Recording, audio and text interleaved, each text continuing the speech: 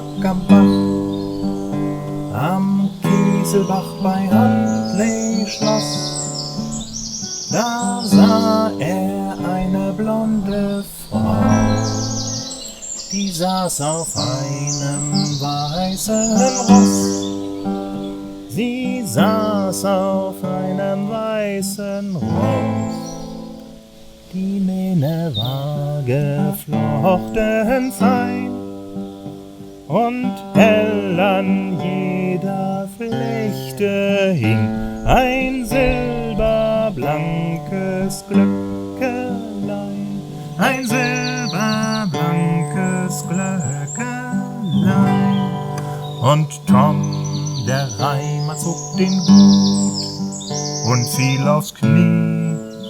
Er grüßt und spricht: Du bist die Himmelskönigin, du bist von dieser Erde nicht, du bist von dieser Erde nicht. Die blonde Frau hält an ihr Ross. Ich will dir sagen, wer ich bin. Ich bin die Himmelsjungfrau nicht, ich bin die Elfenkönigin.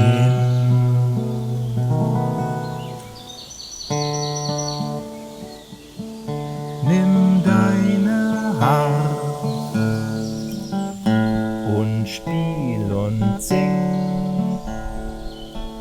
und lass dein bestes Lied erschallen.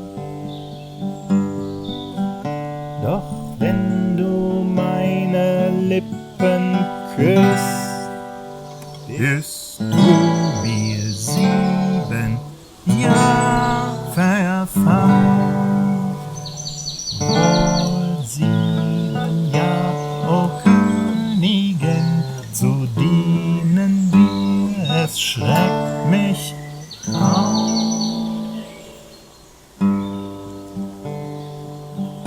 Er küsste sie küsste ihn.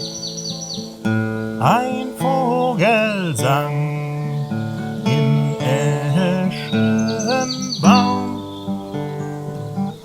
ein Vogel sang im Eschenbaum. Nun bist du mein, nun zieh mit mir, nun bist du mein auf 7 Jahre, nun bist du mein auf 7 Jahre. Sie ritten durch den grünen Wald, wie glücklich da der Reimer war. Sie ritten durch den grünen Wald bei Vogelsang und Sonnenschein. Und wenn sie leicht am Zügel zog, so klangen hell die Glöckelein, so klangen hell die